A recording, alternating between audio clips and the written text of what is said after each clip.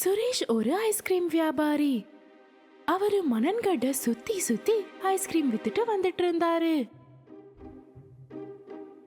Ice cream வாங்கிக்கோங்க. Ice cream மலாய், orange, chocolate ஃப்ளேவருக்கான ஐஸ்கிரீம். ஐஸ்கிரீம் வாங்கிக்கோங்க. ஐஸ்கிரீம். சுரேஷோட குரல் கேட்டதும் அவரோட கஸ்டமர்ஸ் எல்லாம் அப்படியே ஓடி வந்துடுவாங்க. சின்ன பசங்களும் வருவாங்க, வயசானவங்களும் வருவாங்க. அங்கிள், எனக்கு ஆரஞ்சு ஐஸ்கிரீம். அட, எனக்கு குல்ஃபி ஐஸ்கிரீம் வேணுப்பா. குல்ஃபி ஐஸ்கிரீம். சரிங்கண்ணா, நான் இப்பவே கொடுக்கறேன். சுரேஷோட எல்லா ஐஸ்கிரீமும் எடுத்துட்டு வந்த உடனே வித்து போயிடும்.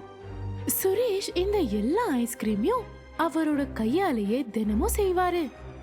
சுரேஷோட கஸ்டமர்ஸ பார்த்து ஒரு கடைக்காரர் யோசிக்கிறாரு, அவரை விட நல்ல ஐஸ்கிரீமை விற்கணும்னு நினைக்கிறாரு.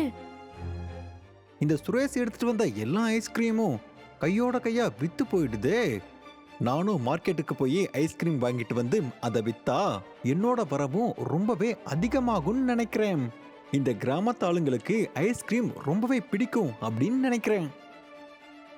இப்படி யோசிச்சுக்கிட்டு ரமேஷ் பால் வைக்கிற அந்த ஃப்ரிட்ஜில் இந்த ஐஸ்கிரீம்ஸையும் விற்க ஆரம்பிச்சாரு. இந்த பேக்கரி நல்லா வரும்னு அவருக்கு தோணிட்டு இருந்தது. ஆனா அந்த மாதிரி எதுவும் ஆகல. ஒரு நாள் முழுக்க அவரு 1 இல்ல 2 ஐஸ்கிரீம் தான் வித்துட்டு இருந்தாரு. ஏன் இப்படி நடந்தது? வெறும் 2 தான் வித்திருக்கு. ஆனா சுரேஷ் ஐஸ்கிரீம் விற்கிறதுக்கு ஐஸ்கிரீம் எடுத்துட்டு வந்தா இந்த இடத்துல ஒரு கூட்டமே கூட்டிடுதே. அநேகமா நாளைக்கு என் ஐஸ்கிரீம் வித்துடுன்னு நினைக்கிறேன். இந்த இடத்துல ஐஸ்கிரீம் கிடைக்கும்னு கடைக்கு வெளியில ஒரு பெரிய போர்டு வைக்கணும்னு நினைக்கிறேன். அடுத்த நாள் ரமேஷ் அவரோட கடைக்கு வெளியே போர்டு வச்சாரு. இப்போ பார்க்கலாம். ரொம்ப நேரம் கடந்து போச்சு. ஆனாலும் ரமேஷோட கடையில யாருமே ஐஸ்கிரீம் வாங்கல. ஆனா சுரேஷ் ஐஸ்கிரீம் எடுத்துட்டு வந்த உடனே எல்லா பசங்களும் உடனே ஓடி வந்துட்டு இருந்தாங்க. ஐஸ்கிரீம் வாங்கிக்கோங்க. ஐஸ்கிரீம் மலாய், ஆரஞ்சு, சாக்லேட் ஃப்ளேவருக்கான ஐஸ்கிரீம். எனக்கு மேங்கோ ஐஸ்கிரீம். எனக்கு மலாய். கொடுக்குறேன். இன்னைக்கு எல்லாருக்குமே ஐஸ்கிரீம் கொடுக்குறேன். இதெல்லாம் அப்படியே கொஞ்ச நாளைக்கு நடந்துட்டு இருந்தது. ரமேஷ் தினமும் பார்த்துட்டு இருந்தாரு. சுரேஷ் வந்த உடனே அங்க அதிகமா கூட்டம் சேர்ந்துடும். அப்படி இவன் என்னதான் பண்ணிட்டு இருக்கான் ஏனே தெரியல. என் ஐஸ்கிரீம் பத்தி யாருமே எதுவுமே கேட்கறதே இல்ல. ஐஸ்கிரீம் வாங்கிக்கோங்க. ஐஸ்கிரீம் மலாய், ஆரஞ்சு, சாக்லேட். Chocolate ice cream.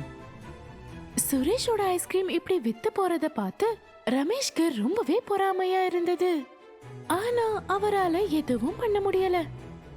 ஒரு நாள் சுரேஷ் அவரோட வீட்ல ஐஸ்கிரீம் செஞ்சுக்கிட்டே யோசிச்சுட்டு இருந்தாரு.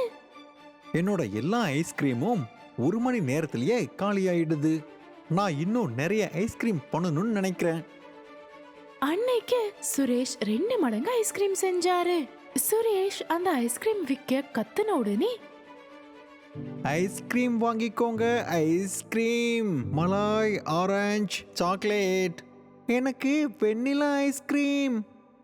எனக்கு 2 சாக்லேட் ஐஸ்கிரீம் தான் வேணும். இன்னைக்கு எல்லாருக்கும் ஐஸ்கிரீம் கிடைக்கும். நான் வழக்கத்தை விட 2 மடங்கு அதிகமா ஐஸ்கிரீம் செஞ்சிருக்கேன். ஏய் ஐ ஏய் எப்பவும் போல கூட்டம் அதிகமா இருந்தது. அப்புறம் சீக்கிரமாவே சுரேஷோட எல்லா ஐஸ்கிரீமும் வித்து போயிடுது. அவரு திரும்பவும் வீட்டுக்கு போக கிளம்பிட்டு இருக்கும் போது வழியில ரமேஷ் அவரை நிறுத்துறாரு. சுரேஷ் அண்ணா. சொல்லுங்கண்ணா. நீங்க எடுத்துட்டு வர ஐஸ்கிரீம் கையோட கையா அப்படியே உடனே வித்துடுது. ஆனா என்னோடது பாருங்க, ஒரு நாளைக்கு 1 தான் விக்குது. என் கஸ்டமர்ஸ்க்கு நான் பண்ற ஐஸ்கிரீம் ரொம்ப பிடிச்சிருக்குன்னா அதுக்கு நான் என்ன பண்ண முடியும்? அது என்னமோ உண்மைதான்னா. நீங்க பண்ற ஐஸ்கிரீம் ரொம்ப ரொம்ப நல்லாவே இருக்கு. ஆனா அண்ணா, நீங்க எனக்கு ஒரு உதவி பண்ணா உங்களுக்கும் வருமானம் அதிகமா கிடைக்க வாய்ப்பு இருக்கு. அப்புறம் எனக்கும் கொஞ்சம் பணம் அதிகமா கிடைச்சிடும். என்ன பண்ணணும்? என்னோட ஐஸ்கிரீமை நீங்க உங்களோட டப்பாவில் போட்டு நீங்க வித்துட்டீங்கன்னா இந்த கிராமத்து ஆட்கள் அதை ரொம்ப சீக்கிரமா வாங்கிடுவாங்க. அதுக்கப்புறம் அதுல வர வரவை நம்ம 2 பேரும் பாதி பாதியா பிரிச்சு எடுத்துக்கலாம். அப்போ சுரேஷ் ரமேஷ் சொல்றதை யோசிச்சுட்டு இருந்தாரு. இப்படி பண்றதால எந்த ஒரு பிரச்சனையுமே இல்லை. அது மட்டும் இல்லாம எனக்கு வருமானமும் அதிகமா வரும். அப்புறம் மறுபடியும் ஐஸ்கிரீம் செய்ய வேண்டிய கஷ்டமும் எனக்கு இருக்காது. சரிங்கண்ணா, கொடுங்க. நான் இப்பவே போய் எல்லா ஐஸ்கிரீமையும் வித்துட்டு வந்துடுறேன். ரமேஷோட எல்லா ஐஸ்கிரீமையும் அவரோட பாக்ஸ்ல போட்டுக்கிட்டாரு. அதுக்கப்புறம் சுரேஷ் அந்த ஐஸ்கிரீமை விற்க போனாரு. கிராமத்தோட இன்னொரு பக்கம் சுரேஷ் அவரோட குரலால கத்துன உடனே ஒரு பெரிய கூட்டமே சேர்ந்துடுது. 2 மேங்கோ ஐஸ்கிரீம். இந்தாங்க, எடுத்துக்கோங்க எடுத்துக்கோங்க. கொஞ்ச நேரத்திலே எல்லா ஐஸ்கிரீம்ஸும் வித்து போயிடுது. இத பார்த்து சுரேஷ் ரொம்ப சந்தோஷப்பட்டாரு. சுரேஷ் ரமேஷோட கடைக்கு வந்தாரு. இந்தாங்கண்ணா, நான் எல்லாத்தையுமே வித்துட்டேன். இவ்வளோ சீக்கிரமாவா? அப்புறம் என்ன, நான் குரல் கொடுக்கறது மட்டும்தான் பாக்கி. சின்ன பசங்கள்ல இருந்து பெரியவங்க வரைக்கும் எல்லாமே ஓடி வந்துடுவாங்க. அது என்னமோ உண்மைதான் அண்ணா. அதுக்கப்புறம் சுரேஷும் ரமேஷும் வரவ பிரிச்சுக்கிட்டாங்க. அப்புறம் சுரேஷ் அவரோட வீட்டுக்கு போனாரு. அன்னைக்கு இரவு சுரேஷ் தூங்கிட்டு இருக்கும்போது அப்போ அவரோட கதவை யாரோ ரொம்ப வேகமா தட்டிட்டு இருந்தாங்க. அவரு கதவை திறந்து பார்க்கும்போது அவருக்கு எதிரில போலீஸும் கிராமத்தாட்களும் இருந்தாங்க. என்னாச்சு? நீ கெட்டு போன ஐஸ்கிரீமை வித்திருக்க.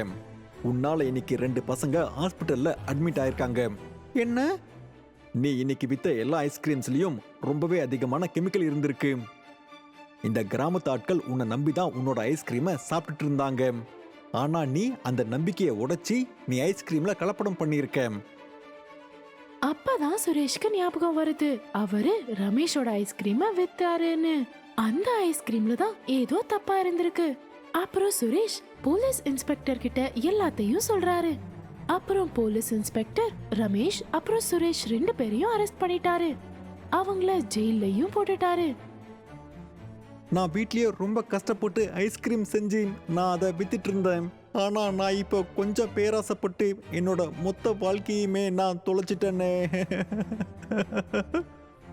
பசங்களா, பேராசை ரொம்ப கெட்ட விஷயம். அதை விட்டு தள்ளி இருக்கிறது தான் நல்லது.